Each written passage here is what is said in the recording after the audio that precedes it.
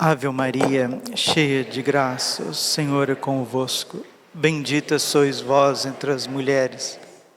Bendito é o fruto do vosso ventre, Jesus.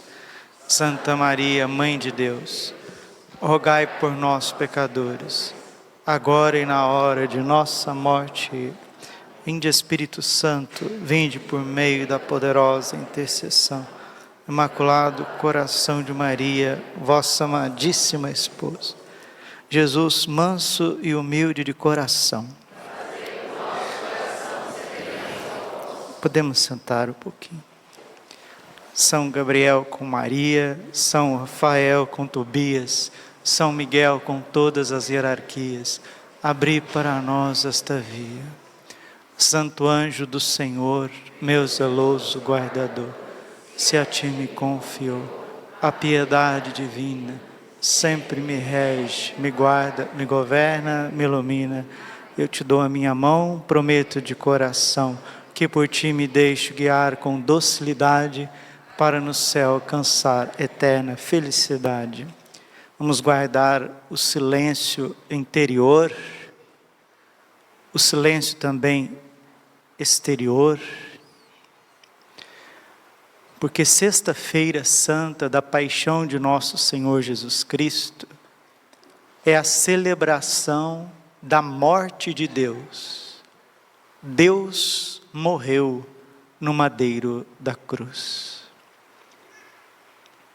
E nós precisamos, com a graça de Deus, com o auxílio do Espírito Santo, com a intercessão da Santíssima Virgem, São José, dos nossos anjos e santos padroeiros, como nós precisamos que a luz sobrenatural da fé ilumine a luz natural da nossa razão, da nossa inteligência. Porque não existe nada, meus irmãos, isso é Aristóteles que ensina, e depois Santo Agostinho e Santo Tomás de Aquino. Não existe nada que esteja na inteligência do homem que não passa pelos seus sentidos. Deus poderia ter salvado o mundo sem o derramamento de uma gota de sangue? Poderia, sim. No entanto, Ele preferiu, na sua sabedoria divina e infinita, se fazer homem, uma criança, nascer de uma mulher virgem, imaculada, ter um pai adotivo, sim, putativo, nutrício, crescer numa família, necessitar de afeto humano, de calor humano, de fraternidade, de amizade, numa terra inóspita, num lugar difícil, que naquele tempo eram os confins do mundo. Ele cresceu numa terra deserta, ele desenvolveu, ele foi tomando a sabedoria, a estatura de um homem, de um verdadeiro filho do homem, Jesus de Nazaré. Como Deus nos ama no seu Filho, rosto divino do homem, rosto humano de Deus. Jesus é rosto divino do homem e rosto humano de Deus, nos ensinou o Papa São João Paulo II. Meditar a paixão de nosso Senhor Jesus Cristo nesse dia é muito mais do que entender algo. Nós precisamos viver. Todo aquele que nele crê deve viver como ele viveu. 1 João capítulo 2, versículo 6. Os santos antes de nós meditaram e viveram a paixão do Senhor Jesus Cristo.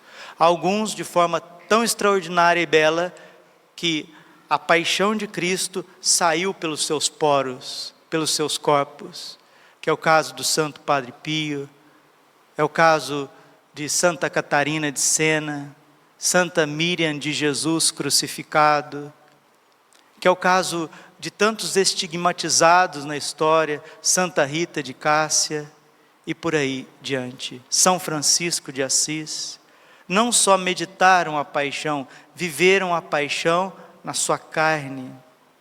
Colossenses capítulo 1, versículo 24, completo na minha carne aquilo que falta à paixão do meu Senhor pelo seu corpo, que é a igreja.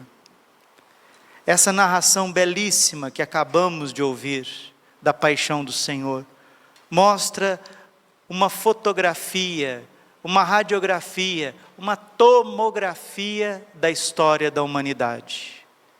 Nós nos atrapalhamos tanto pela má influência dos outros, do mundo, do poder político, do poder religioso, das massas, com as insídias malignas que nós matamos o Filho de Deus. Alguém pode perguntar: Padre, quem crucificou Jesus? Quem matou Jesus? Ah, o poder religioso dos judeus. Não, foi o poder político dos romanos. Foram as massas que instigaram naquele tempo. A resposta não é essa. A resposta está na Bíblia. Atos dos Apóstolos, capítulo 2, versículo 37. Você matou Jesus Cristo de Nazaré. Você é responsável pela morte de Jesus. Vós matastes o autor da vida, pregando numa cruz. Se Jesus morreu pelos seus pecados e pelos meus, quem o matou fomos nós. Mas por que, Padre, que eu matei Jesus e não me sinto esse assassino? Porque matar Jesus é mais do que matar um homem, é matar um Deus que se fez homem, é um deicídio. Caim matou Abel, o seu irmão. Nós matamos o nosso irmão, que é verdadeiro homem, mas também verdadeiro Deus. Quando Deus veio te visitar, você o julgou, o condenou, o maltratou, cuspiu, coroou de espinhos, flagelou, traiu, negou e o pregou na cruz. Não, Padre, eu não fiz isso não, porque eu nem morava naquele tempo. Até derramo tantas lágrimas por nosso Senhor hoje. Nós não estamos distantes do Espírito Santo e derramando cada vez mais sobre a face da terra, e aí você vai se deparar com quem você é. Nós ainda não nos vemos com o olhar de Deus. Padre, qual que é o olhar que Deus tem sobre nós? Um olhar de profundo amor. Jeremias capítulo 31, versículo 3. Amo-te com amor eterno. Deus te vê com amor e com verdade. Salmo 84, versículo 10. O amor e a verdade se encontrarão. É verdade que Deus te ama infinitamente? Sim. Gálatas capítulo 2, versículo 20. Me amou e se entregou por mim. Mas é verdade também que Ele, que é a luz do mundo, João 8, 12, ilumina todo homem, vai iluminar as trevas que estão em ti. As trevas que estão em ti é a semelhança que você tem de Satanás. Padre, o senhor está dizendo que eu me assemelho a Satanás? Sim, todas as vezes que você peca. 1 João capítulo 3, versículo 8. Todo aquele que peca é do demônio. O pecado é uma aliança com o demônio, um consórcio com o demônio, uma amizade com o demônio, em detrimento de um assassinato. Ninguém peca sem antes matar Jesus no seu coração. Hebreus capítulo 6, versículo 6. Todos os pecados, todos, os 10 pecados das 2 tábuas da lei. Primeiro mandamento, segundo mandamento, terceiro mandamento, do 4º ao 10º, que referem-se ao próximo. Ninguém falta à missa no domingo, sem motivo plausível, sem antes matar Jesus no coração. Ninguém fala uma blasfêmia, ninguém faz uma piada suja, como a gente está vendo aí nas mídias, sem matar Jesus no coração. Ninguém vai recorrer a magias, a espiritismo, a terreiros, a despachos, sem antes matar Jesus no coração. Porque Deuteronômio capítulo 18, versículo 10 está escrito: serás inteiramente do Senhor teu Deus. Ninguém xinga a mãe, ninguém xinga o pai, ninguém menospreza a mãe, ninguém menospreza o pai, ninguém se revolta com a mãe, ninguém se revolta contra o pai, ninguém fala mentira para o pai e para a mãe, sem antes matar Jesus no coração. Ninguém aborta uma criança no ventre, sem antes matar Jesus no coração. Ninguém tem práticas horríveis, práticas abjetas de um homem para com um homem, uma mulher para com uma mulher, sem antes matar Jesus no coração. Ninguém trai o esposo sem antes crucificar Jesus no coração. Ninguém trai a esposa sem antes crucificar Jesus no coração. Ninguém abandona o sacerdócio, a vida religiosa. Ninguém fica revoltado contra Deus e contra a sã doutrina da salvação, sem antes crucificar Jesus no coração. Ninguém desvia milhões e bilhões de reais dos cofres públicos, sem antes crucificar Jesus no coração. Ninguém retém o salário do pobre, sem antes crucificar Jesus no coração. Ninguém fica com falcatrua, ninguém fica com corrupções, roubando, seja coisas pequenas ou grandes, sem antes crucificar Jesus no coração. Ninguém fica fofocando a vida alheia com ciúme, com inveja da prosperidade do irmão, seja espiritual ou material, conversando e ouvindo, caluniando, sem antes matar Jesus no seu coração. Ninguém usa essas roupas tão justas, tão sensuais. Essas roupas curtas, decotadas, com corpos cheios de tatuagem, de piercings, de seduções, de palavras depravadas, com celulares, na cintura, celulares assim, aqui no bolso de trás, com calças bem apertadas, sem antes matar Jesus no coração. Ninguém retém o dinheiro que ganha, sem dar um centavo para a igreja e devolver o seu dízimo, sem antes matar Jesus no coração. Atos dos Apóstolos 2:37, vós matastes o autor da vida, vós matastes Jesus de Nazaré, com a indiferença, com a ingratidão, com a falta de perdão, com a luxúria, com a impureza, com a incompreensão, com a dureza de coração. Inocente é Jesus, inocente é o preciosíssimo sangue de Jesus, que clama mais eloquente do que o sangue de Abel e a sua mãe, Maria Santíssima. O resto, todos nós precisamos bater no peito, colocar o rosto em terra e pedir perdão, Senhor, misericórdia, porque eu o matei.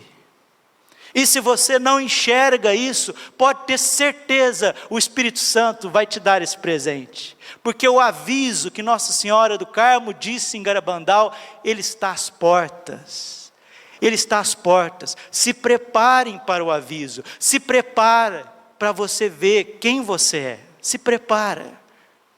E Nossa Senhora, através dos santos, o Espírito Santo também confiando aos seus confidentes, aos seus santos na história da igreja, diz que aqueles que meditam com frequência a paixão do Senhor, confessam com frequência, amam Jesus na Eucaristia, reparam os seus pecados e querem até reparar os pecados alheios numa vida de entrega e de expiação, passará por esta visão, por este choque de realidade, por essa iluminação da consciência, mais brando, mas aqueles que estão distantes da igreja.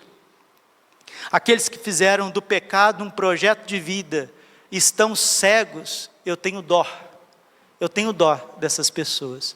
Porque no dia de Pentecostes, depois que Jesus, ressuscitado, que subiu aos céus, derramou o Espírito Santo sobre os apóstolos, São Pedro pregou para a conversão dos judeus. E mais de 3.000 judeus se sentiram compungidos no coração com esta verdade: eu matei Jesus. E eles perguntaram para São Pedro: o que nós devemos fazer? E São Pedro disse, Atos 3,19, arrependei-vos e convertei-vos, para que os vossos pecados sejam perdoados. Quem matou Jesus? Somos nós. Foi eu, foi você. Nós matamos Jesus. Deus o ressuscitou dos mortos. E quem vai se converter diante desse mistério? Alguns, nem todos. Tanto é que nem todos se converterão, porque infelizmente, cada vez mais, as pessoas estão distantes da fé católica e distantes do coração de Deus. Quero refletir com vocês e terminar esse sermão da paixão do Senhor. Jesus ressuscitado, Ele aparece a quem Ele quer. Faz mais de 2.000 anos que aconteceu a morte e a ressurreição de Jesus, mas na história da igreja, nós temos inúmeros santos que receberam visitas e revelações maravilhosas de Jesus. Uma dessas irmãs é uma Clarissa, irmã Maria Madalena, e o Senhor confiou a ela, revelou a ela 15 dores secretas, 15 dores escondidas que ele sofreu, da agonia no horto até a sua flagelação. Depois que Jesus foi capturado, depois que ele foi traído por Judas e capturado pelos judeus, ele foi levado até o palácio do sumo sacerdote. E lá tinha um porão, uma cova, onde tinha instrumentos de tortura daqueles que eles julgavam como criminosos religiosos e políticos. Jesus foi levado para lá. Se você não sabe o que aconteceu com Jesus na quinta-feira à noite, antes dele ser julgado, como nós ouvimos, ele mesmo fez questão de revelar para nós. São 15 dores ocultas, escondidas, de nosso Senhor Jesus Cristo, que ele se fez cada vez mais manso e humilde cordeiro, sacrifício e vítima por cada um de nós. E hoje ele quer te dar a conhecer essas dores. Primeira dor: ataram os meus pés com uma corda, arrastaram-me por uma escada abaixo para uma cova fedorenta e imunda. Amarraram os pés de Jesus e saíram arrastando ele para baixo, até levar num porão fétido, cheio de ratos, de baratas e de imundícies de esgotos.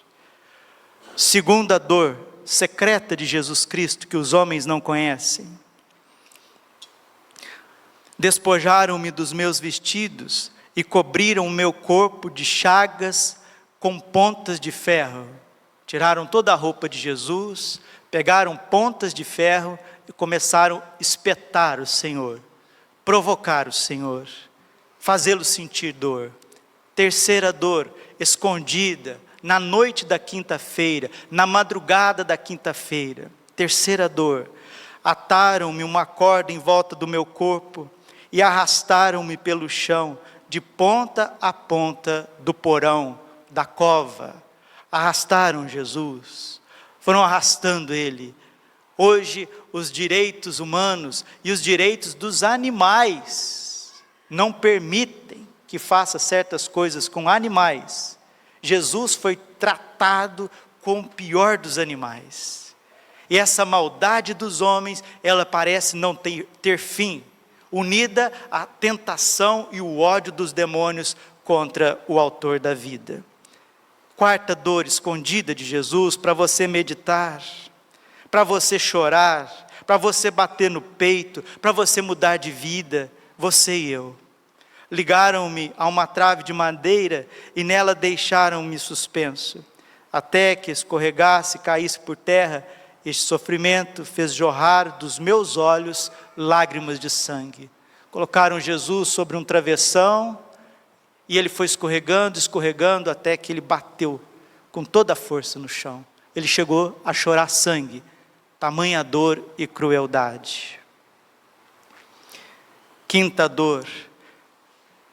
Fixaram-me a uma estaca e martirizaram-me com toda espécie de armas, varando o meu corpo, atirando-me pedras e queimando com brasas e achotes. Foram cada vez mais torturando Jesus, e não só torturando com instrumentos horríveis, mas também queimando o corpo de Jesus. Mas padre, isso tudo no porão dos sumos sacerdotes? Sim, mas é a história inteira que estava esmagando Jesus, como nós vimos na primeira leitura. Isaías capítulo 53, foi maltratado e resignou-se, não abriu a boca, como um cordeiro levado ao matadouro, foi condenado por um iníquo julgamento, sem que ninguém o defendesse. A sua causa santíssima, quando foi suprimido da terra dos vivos e morto pelos pecados do seu povo. Sexta dor de nosso Senhor Jesus Cristo. Atravessaram-me com sovelas e agulhas, arrancavam a pele e a carne do meu corpo e das minhas veias. Sétima dor do Senhor, dores escondidas, que Ele revela aos seus santos, como Ele revelou a dor do ombro a São Bernardo de Claraval, dizendo que essa foi a mais dolorosa de todas, por ter carregado uma cruz de mais de 50 quilos nas costas.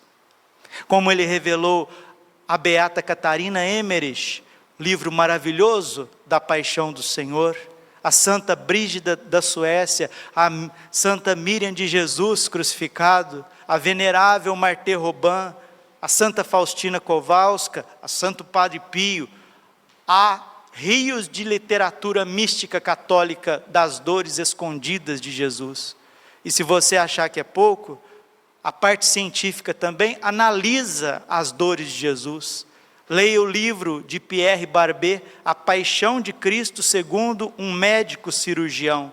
A análise minuciosa do Santo Sudário e das dores de nosso Senhor Jesus Cristo. Sétima dor. Prenderam-me a uma coluna e colocaram os meus pés sobre uma chapa metálica incandescente. Queimaram os pés de Jesus. Queimaram Jesus, torturaram Jesus, foram criativos na morte de Jesus. Mas quem fez isso com o Senhor? Quem te maltratou assim, Jesus?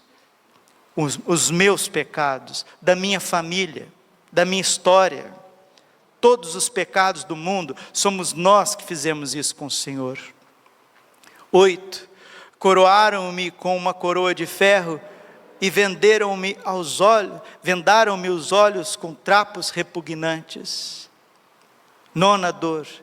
Assentaram-me sobre uma cadeira cheia de pregos aguçados que abriram profundos buracos no meu corpo. Aspergiram, 10, as minhas chagas com resina e chumbo fundido e lançaram-me a cadeira abaixo.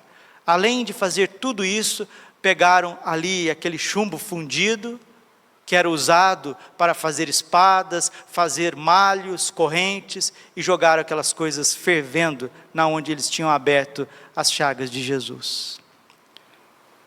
11ª dor escondida de nosso Senhor, do nosso Rei, do nosso Deus, do nosso sumo e eterno sacerdote, do nosso sacramento de amor, Jesus, na Eucaristia. Para a vergonha minha e meu suplício, cravaram agulhas e pregos nos furos da minha barba, já violentamente arrancada pelos carrascos. Além de arrancar a barba, depois vieram e colocaram instrumentos de dor. 12. Atiraram-me sobre uma cruz, a qual amarraram com uma corda de pés e mãos, com uma tal força e dureza que quase estive pronto a ser asfixiado.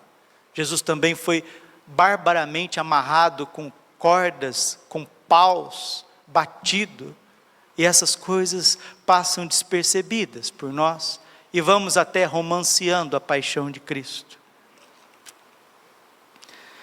13ª, espinharam-me a cabeça, um deles pôs-me o pé sobre o peito e me apertou, atravessando-me a língua com um espinho que tiraram da minha coroa. Furaram a língua de Jesus. Por isso que ele tinha dificuldades de falar, falava baixinho, falava devagar, porque furaram a língua do Senhor. 14ª, ditaram-me as mãos horríveis imundícies na minha boca. Foram colocando coisas horríveis na boca do Senhor, sujeiras. Última, 15ª, fizeram recair sobre mim uma torrente de injúrias infames, ligaram-me as mãos atrás das costas, conduziram-me para fora da prisão, batendo-me e cada vez mais esbofeteando-me muitas vezes.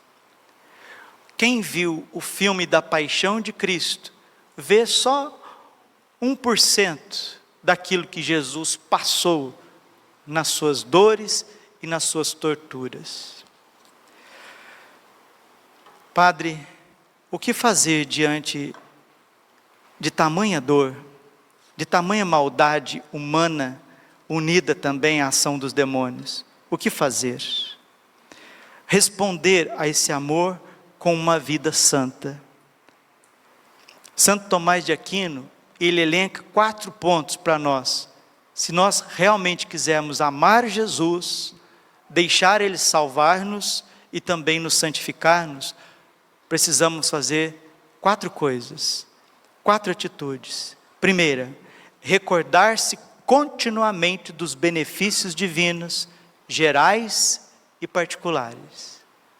Responder esse amor, recordando continuamente ao que Deus fez para nós. Não esqueça dos favores do Senhor Deus. Lembra-te de onde caíste, vai dizer o Apocalipse. Recorda, põe a mão na tua consciência, medita, recorda-se continuamente dos benefícios divinos, gerais e particulares. Segunda atitude para quem quer corresponder a esse imenso, infinito amor de Deus. Considerar a infinita bondade de Deus que está sempre nos fazendo bem, sempre nos ama e procura ser amado por nós. Para corresponder ao amor de Deus, precisamos meditar continuamente o amor que nos amou, o sangue que nos comprou, que nos lavou, que nos purificou, e não nos afastarmos do caminho da salvação. Terceiro meio para você responder ao amor de Deus, evitar com cuidado, isso é Santo Tomás de Aquino que está dizendo para nós, evitar com cuidado tudo o que desagrada, por mínimo que seja. Santa Catarina de Sena dizia: eu estou pronta a me atirar no inferno, a ofender o Senhor minimamente. Esses são santos, esses sabem da grandeza do amor de Deus por conta de cada um de nós. 4º meio para corresponder ao amor de Cristo: renunciar a todos os bens sensíveis deste mundo, riquezas, honras, prazeres e os prazeres dos sentidos, para ficarmos livres para amar a Deus e amar os irmãos. Mas também os santos colocam, e Jesus disse para Santa Faustina, e termino essa reflexão com vocês: um meio maravilhoso de corresponder ao amor de Deus é meditando continuamente as suas dores e a sua paixão. Jesus disse a Santa Faustina que 1 hora de meditação da sua paixão vale mais do que 1 ano inteiro a pão e água. Como precisamos mergulhar no preciosíssimo sangue de Cristo e nas suas santíssimas chagas. Nos ensina São Boaventura, doutor da igreja: se quereis progredir no amor de Deus, meditai todos os dias a paixão de nosso Senhor Jesus Cristo. Parabéns para você, se você vai à missa todos os dias. Parabéns para você. O teu juízo particular, o aviso que virá e o juízo universal não vai ser tanto horrível para a sua vida, não. porque você medita a paixão de Jesus todos os dias, você vem à missa, você chora as dores de Jesus todo dia. Primeiro livro de Samuel, capítulo 2, versículo 30, eu honro aqueles que me honram. Se você corresponde minimamente a este amor, com o ato mais lindo que existe na face da terra, que é a participação da Santa Missa, o Senhor vai lembrar das tuas dores, o Senhor vai lembrar das tuas angústias, o Senhor vai ouvir as tuas orações, Ele vai corresponder cada vez mais aos apelos do teu coração. Medita continuamente, diz São Boaventura, nada contribui tanto para a santidade das pessoas como a paixão de Cristo. São Francisco de Assis tornou-se um grande santo por este meio, e ele ensinava os seus filhos espirituais a fazerem o mesmo. São Francisco, ele nos diz, um dia foi encontrado chorando, gritando em alta voz, e perguntaram por que ele estava chorando e gritando tanto. E ele respondeu, choro as dores e as humilhações do meu Senhor. O que mais me faz chorar é que os homens, por quem ele sofreu tanto, vivem no eterno esquecimento do seu amor. Dizendo isso, soluçava ainda mais, a ponto de também cair em prantos as pessoas que o interrogavam e o viam chorando e gritando desesperado. Quando ouvia o balido de um cordeiro ou de um animal, lembrava das batidas que Jesus sofreu, vinham lágrimas e compulsões de amor. Estando doente, alguém aconselhou a ler um livro piedoso. Ele respondeu, o meu livro é Jesus crucificado. Por isso é que exortava os seus irmãos a pensar e meditar continuamente a paixão de nosso Senhor Jesus Cristo. E dizia com frequência, quem não se enamora de Deus, vendo Cristo morto na cruz, jamais se abrasará no seu amor. O cardeal Raniero Cantalamessa, pregando inúmeras vezes aos papas e à cúria romana, certa vez ele disse, e vamos deixar que essas palavras caem no nosso coração como uma verdadeira semente de santidade. O cardeal Raniero Cantalamessa, que é um excelente pregador, um homem de vida ilibada, caminhando para a santidade, um dos melhores teólogos e historiadores vivos da Santa Igreja Católica, ele faz-nos recordar também, de forma teológica, a proximidade do aviso que Nossa Senhora disse em Garabandal e que também está em toda a Sagrada Escritura. Todos nós somos acusados da morte de Jesus. Ele está pregando para o Papa e para os cardeais, para a Cúria Romana. E aqui faço questão de colocar as palavras do cardeal Raniero Cantalamessa. Todos nós somos acusados da morte de Jesus, pois todos pecamos. E se dissermos que não temos pecado, mentimos. Mas dizer, Jesus morreu por nossos pecados, equivale a dizer, nós matamos Jesus. Dos que tornam a pecar depois do batismo, isto é, a Epístola aos Hebreus diz que novamente crucificaram o Filho de Deus, crucificam o Filho de Deus e os expõem ao sarcasmo. Ao ouvirem a terrível acusação, vós matastes Jesus de Nazaré, os 3.000 judeus sentiram o próprio coração trespassado e disseram a Pedro e aos outros apóstolos, irmãos, que devemos fazer? Um grande pavor apoderara-se deles, e no momento presente também de nós se apodera, caso não sejamos de pedra. Como não ficar apavorado por este pensamento? Deus amou tanto o mundo, que lhes entregou o seu Filho unigênito, e nós, em resposta, o matamos. Matamos o autor da vida. Quando a gente atropela um gato ou um cachorro, dependendo da sensibilidade das pessoas, fica até difícil para você dormir no dia. Deus nos livre, nos guarde, mas alguém que chega a atropelar uma pessoa ou uma criança, se essa criança vem a óbito, essa pessoa que infelizmente acabou envolvendo nesse acidente, talvez precise até de terapia. Agora imagina matar o menino Jesus? Imagina matar o Filho de Deus? O pregar na cruz e não sentir nada a respeito disso? Estranho. E termina o cardeal Cantalamessa: enquanto não se passou por esta crise interior, este temor e tremor, não se é cristão autêntico, maduro, mas simplesmente um embrião de cristão, a caminho para a luz. Enquanto não te sentires, uma vez sequer realmente perdido, digno de condenação, pobre náufrago, não perceberás o significado de ser salvo pelo sangue de Cristo. Não saberás o que dizer quando chamas a Cristo de teu Salvador. Nem podes, a rigor, sequer avaliar os sofrimentos de Cristo e chorar por eles. Seria hipocrisia, porque só conhece realmente os sofrimentos de Cristo quem está intimamente persuadido de que são a sua obra, a morte de Cristo. De quem lhes infligiu? Jesus poderia dizer-te como as piedosas mulheres de Jerusalém. Lucas 23, 28. Não chores por mim, chora por ti e pelo teu pecado. Glória ao Pai, ao Filho e ao Espírito Santo, como era no princípio, agora e sempre. Amém.